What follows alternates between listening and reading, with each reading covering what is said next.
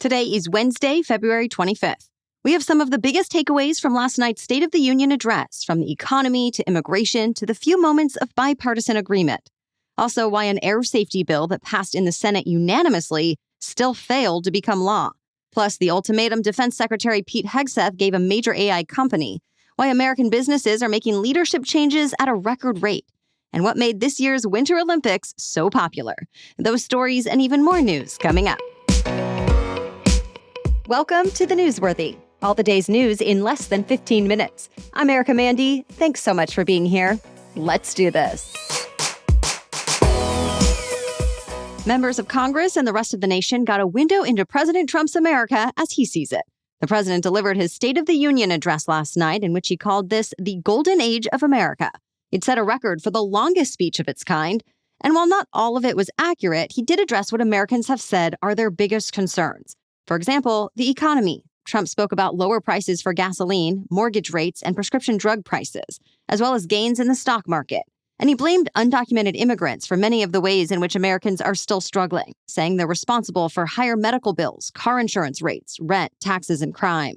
Trump strongly criticized Democrats for allowing what he said was an invasion of undocumented immigrants. And in one particularly tense moment, he asked everyone in the chamber to stand if they agreed with the idea that the first duty of elected officials was to protect American citizens instead of immigrants who entered the country illegally. Republicans cheered and broke out into chants of USA. Democrats were mostly silent and most stayed seated, to which Trump said, quote, "You should be ashamed of yourself." But there were a few moments of bipartisanship. There was applause on both sides of the aisle when Trump condemned political violence and when he expressed support for a stock trading ban for lawmakers. Both Democrats and Republicans also cheered for many of President Trump's invited guests who painted a picture of American patriotism. For example, the American men's hockey team. Trump said on top of the gold medal the players just won in Italy, the team's goalkeeper, Connor Hellebuck, would be receiving a Presidential Medal of Freedom. Then the president awarded the Congressional Medal of Honor to American war heroes. Virginia Governor Abigail Spanberger gave the Democrats' response, and as expected, she criticized the president, accusing him of lying, scapegoating, and dividing the country with his address. She told Americans to forget what they heard from the president and to instead ask themselves if they're really doing better under Trump's policies, like whether their life is really safer or more affordable. Spanberger won her election last November by double digits, and that victory was followed by several other high-profile wins for Democrats. Now the focus for both Democrats and Republicans is increasingly on the midterms. In fact, in many parts of the country, early voting for the primaries has already begun. It was a bipartisan bill that unanimously passed in the Senate, and federal investigators say if it had been law a year ago, it could have helped prevent the worst U.S. civil aviation disaster in more than 2 decades that happened near the nation's capital. But yesterday, the bill still ended up failing in the House. The measure would have required planes to carry advanced location tracking technology. It would have given pilots real-time weather and traffic information, and it would have required more information sharing between the FAA and the military. The bill seemed like it was pretty much a done deal until Monday, when the Pentagon came out against it, despite supporting it just a few months ago. The Defense Department's latest statement said it would create, quote, budgetary burdens and operational security risks, without specifying exactly what they were. Then some GOP leaders from key House committees argued the bill was overly restrictive and would have undermined national security. So it did not get the required 2/3 majority vote. Now a Republican congressman is pushing his own aviation safety bill that also has bipartisan support. Representative Sam Graves says his version will try to address all safety recommendations laid out by the National Transportation Safety Board in response to last year's crash. But it doesn't require the advanced technology on every aircraft. And for now, that bill does not have the same endorsement from the NTSB, aviation industry trade unions, or families of crash victims the way the last one did. And many of those families now say they're going to keep pushing for the original bill's passage. To be continued. Today's show anchor Savannah Guthrie and her family are now offering $1 million for any information leading to her kidnapped mother. That's on top of the $100,000 reward offered by the FBI. Even though sadly in her latest video, Savannah acknowledged that Nancy Guthrie is possibly already gone. Despite more than 20,000 tips, the investigation into her disappearance seems to be cooling after more than 3 weeks. There is still no suspect, no getaway car, and no known motive. Still, investigators insist they're not giving up. They have some solid clues like the image of a masked man from Nancy Guthrie's front door camera, her blood drops on the doorstep, a series of ransom notes, and more. And in her latest video, Savannah Guthrie again begged anyone who may know something that can bring her family answers to come forward. She also spoke about millions of other families who have suffered with the same kind of uncertainty she's living with. So she announced the Guthries are also planning to donate $500,000 to the National Center for Missing and Exploited Children. The Northeast is not getting much of a break from winter weather. Just days after the last historic blizzard, the next system is already dropping more snow. This one is not expected to be nearly as intense, but it will still drop about 1 to 3 inches on areas that are just starting to dig out from feet of snow. And it doesn't end here. Yet another system could bring more light snow to the mid-Atlantic tomorrow. Meanwhile, airlines are trying to make up for the thousands of flights that have had to be canceled over the last few days by adding more to their regular schedules. Electricity is slowly returning too, with hundreds of thousands of customers getting their power back yesterday. Still, there's more work to be done, removing snow, restoring power, and getting travel back to usual. More news is still coming up, but first I want to take a moment to talk about our sponsor, Rosetta Stone. There's something so satisfying about learning something new, doing more than you even thought possible, and just watching yourself grow and progress over time. Well, Rosetta Stone is a great way to start learning a new language and take on a fun and useful hobby in a way that actually fits your busy schedule. I know for me, learning a new language would never be possible if it wasn't flexible. But thanks to Rosetta Stone, you can learn anytime, anywhere with on-the-go learning from your desktop or mobile app, whether you have just 5 minutes or a full hour. Plus, Rosetta Stone has been the trusted leader in language learning for more than 30 years, and their method ensures you're learning the language naturally. So no memorizing random vocabulary lists or feeling lost. I'm now super interested in learning a new language for my own growth, future travel, and to show my son it's never too late to try something new. So don't wait. Unlock your language learning potential now. The Newsworthy listeners can grab Rosetta Stone's lifetime membership for 50% off. That's unlimited access to 25 language courses for life. Visit rosettastone.com/newsworthy to get started and claim your 50% off today. That's rosettastone.com/newsworthy and start learning today. Okay, now back to the news.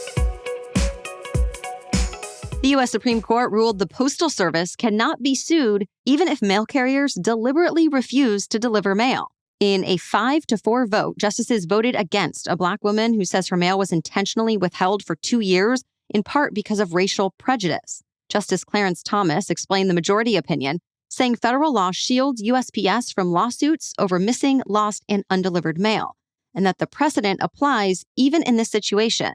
On the other side, Justice Sonia Sotomayor said the decision was wrong because the protection does not extend to situations where mail is not delivered for malicious reasons. The Trump administration had warned if the high court had ruled the other way, it could have led to a flood of similar lawsuits against a postal service that's already strapped for cash. And at least some justices did bring up that point in arguments, saying the consequences could have been $3 letters. Now, it's case closed. Ever since the U.S. Supreme Court struck down President Trump's biggest tariffs, the list of global corporations demanding refunds has grown. Originally, it was more than 1,400 importers like Costco, Toyota, Goodyear, and Revlon suing for tariff money back, saying they already paid tariffs that were never legal. Now that the High Court agreed, FedEx, L'Oreal, and Dyson have followed suit. And trade lawyers say this is likely just the beginning, since the companies who have already sued represent only a fraction of those that may be eligible for compensation. Though to be clear, the U.S. Supreme Court did not actually address the issue of refunds. An actual recovery process would have to be worked out by a lower court, and individual resolutions could take months, if not years. The debate is deepening over the role artificial intelligence could have in national security. The U.S. military has been using Anthropic's AI model, Claude, for its most sensitive work. And now the Pentagon is threatening to force the company to let it use the product the way it wants to. Secretary Pete Hegseth reportedly had a tense meeting with Anthropic's CEO yesterday about the AI company's refusal to loosen its safety standards. Hegseth says that needs to change, that the military needs unrestricted access, and that if Anthropic doesn't allow it, there will be consequences. For example, the Pentagon could cut ties and declare Anthropic a supply chain risk, which is basically considered a government blacklist. Or the Pentagon could invoke the Defense Production Act to force the company to tailor its model to the military's needs. Anthropic's CEO reportedly told Hegseth he would adapt policies for the Pentagon, but that there are 2 clear red lines that cannot be crossed. The company won't let the government use its model for the mass surveillance of Americans or the development of weapons that fire without human involvement. Well, Hegseth reportedly said he won't let any company dictate the terms under which the U.S. military makes operational decisions, and he gave the company until Friday to agree to its terms. By the way, Anthropic was just the first AI company to get approved for classified military networks, but other companies like Elon Musk's xAI say they're ready to take on the responsibility too. Stay tuned. Meta has announced what seems to be its largest AI partnership yet, which is saying a lot for a company that's already made several multi-billion-dollar deals. This latest one is with Advanced Micro Devices, also known as AMD. It's valued at more than $100 billion, and it could leave Meta owning as much as 10% of AMD's stock. By the way, it comes just a week after Meta announced a deal to buy chips from AMD's rival NVIDIA. Meta has committed up to $135 billion in spending this year as it tries to keep pace with the likes of Google, Microsoft, OpenAI, and Anthropic. Overall, Meta has plans for 30 data centers so far. The others have plans for hundreds more. The 2026 Winter Games in Milan and Cortina delivered NBC's highest viewership since 2014 and nearly doubled the audience from the Beijing Olympics 4 years ago. Specifically, NBC Universal says the games averaged 23.5 million viewers a day across NBC, Peacock, and its cable and digital platforms. The rebound comes after the last Winter Games posted record low primetime ratings. So what changed? Well, executives say there were a few factors. First, the European time zone, making it much easier for American audiences to watch events live. Second, strong American storylines, including the journeys to Alyssa Liu's gold in women's figure skating, Michaela Schifrin's gold in alpine skiing, gold medals in men's and women's hockey, and more. And third, a heavy streaming push, with Peacock offering hundreds of live events and multi-view options. All of it helped power what NBC called a legendary February, which also included the Super Bowl and the NBA All-Star Game. NBC now hopes to keep that momentum going into the 2028 Summer Olympics in Los Angeles. And that's it for the main news today, so now it's time for Work Wednesday, when we break down one interesting career or work-related news story every Wednesday. But first, this episode is brought to you by Hiya Health. Need an easy win as a parent? Grab Hiya's children's vitamins. Hiya's vitamins and probiotics have become such a simple part of our morning routine that both my son and I love. He gets a great-tasting chewable that he happily eats daily, and I get the peace of mind of knowing that Hiya has looked at what modern kids are actually eating or not eating and formulated their vitamins around those specific nutritional gaps. We're talking vitamin D, B12, C, zinc, folate, all the foundational nutrients that support immune health, energy levels, brain function, mood regulation, concentration, and the development of strong teeth and bones. And listen, parents, if getting your kids to eat vegetables feels like an impossible daily battle, Hiya's new Kids Daily Greens Plus Superfoods is a game changer. It's basically chocolate milk stuffed with veggies. It's a greens powder that's packed with over 55 whole food sourced ingredients. Just mix 1 scoop with milk or any non-dairy beverage and watch them actually enjoy something that's secretly fueling their growing bodies. We've worked out a special deal with Hiya for their best-selling children's vitamin. Receive 50% off your first order. To claim this deal, you must go to hiyahealth.com/newsworthy. This deal is not available on the regular website. Go to hiyahealth.com/newsworthy and get your kids the full body nourishment they need to grow into healthy adults. Now back to Work Wednesday. So American companies are making leadership changes at a record rate. The Wall Street Journal looked at the country's 1,500 largest publicly traded companies, and it found about 1 in 9 got a new CEO last year. That's the highest rate since at least 2010. And it seems they're being replaced by newcomers who are younger and less experienced than before. Specifically, over the last year, the average age of an incoming CEO went from about 56 to 54, and more than 80% of newcomers had never run a major company before. Now, keep in mind, this is just last year. Since then, dozens more companies brought in new CEOs. For example, Walmart, P&G, Disney, PayPal, HP, Kroger, and more. So what's behind the turnaround? Well, experts tell the Journal there are quite a few factors, including the rise of AI and the breakdown of long-established trade practices.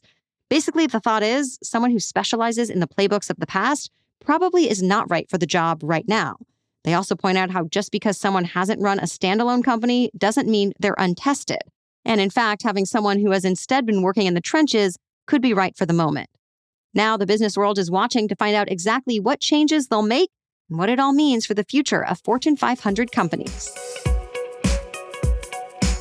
Thank you so much for listening today. We'll be back tomorrow with the latest news. Until then, have a great day.